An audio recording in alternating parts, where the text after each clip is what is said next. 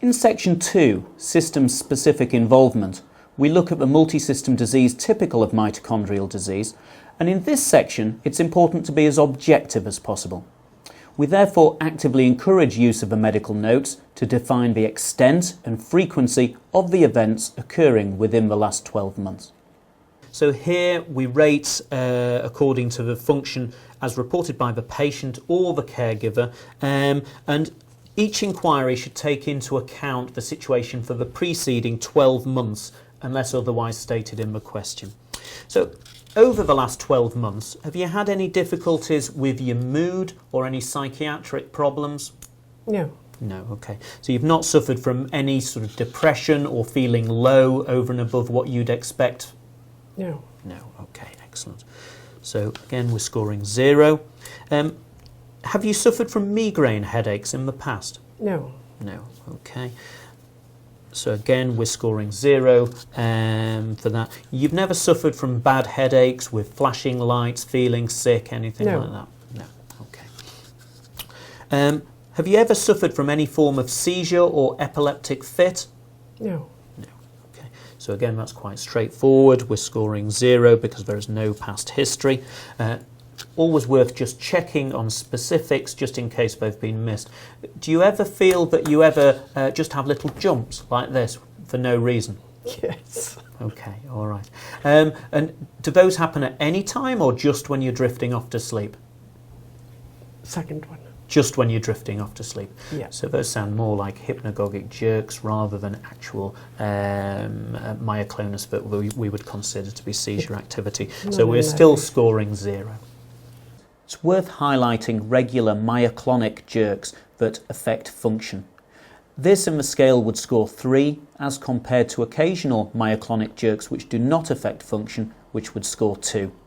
Regular myoclonic jerks are quite common in patients with MRF and with Pol gamma mutations, so it's worth highlighting these in the scale.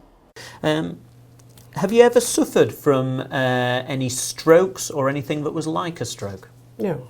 Okay. You've never suffered from bad episodes where you've had a headache or lost sensation or weakness down one side of the body? No. No. Okay.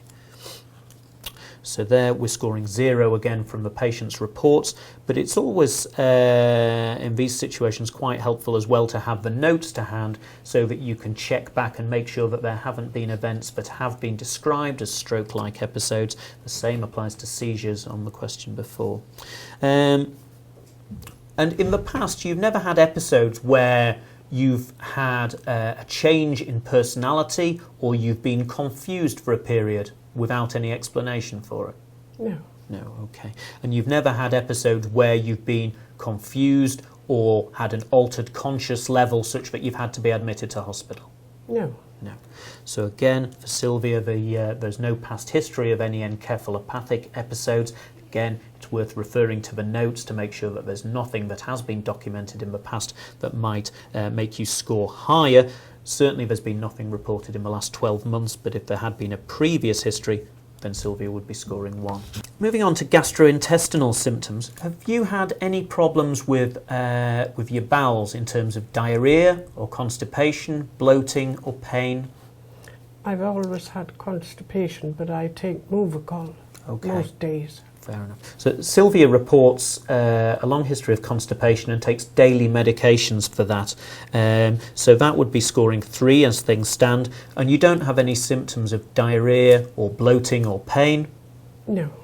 And in the last 12 months, have you had any admissions to hospital because of your bowels? No. No, okay. And in the past, at any time, have you ever had any surgery to your bowels? No. No, okay. So for Sylvia then, because of the frequent constipation and the need for medication, she would be scoring 3. In terms of diabetes, do you suffer from diabetes? Yes. Okay. And what are you currently taking for your diabetes? Tablet. Tablets, okay. And no insulin? No. No, okay. So what we're assessing here is what Sylvia is currently taking for her diabetes. It doesn't matter what the initial treatment for the diabetes was. The relevant part to the scale is what Sylvia is currently taking now. So she is scoring 4 because she is taking tablets. It's worth pointing out at this stage that for patients who do not report diabetes, it's important to specifically ask if they've ever had gestational diabetes during pregnancy, or if they've had transient diabetes or impaired glucose tolerance whilst ill with infections.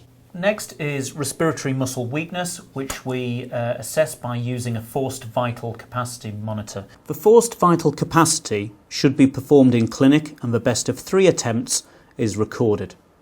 This is then adjusted for height, age and gender. A simple handheld tool can be used for this, or there are several websites which can do this for you. It's very important that we use the correct device. A peak flow meter will not suffice. And it's very important that the patient understands how to use it and has good technique. So here we have a FVC meter.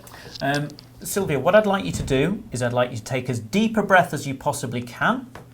Put your lips right around the tube and blow as long and hard as you possibly can down the tube for us, okay? So I'll give that to you. Take a deep breath and away you go. Keep going, keep going, keep going, keep going, keep going, keep going. Well done.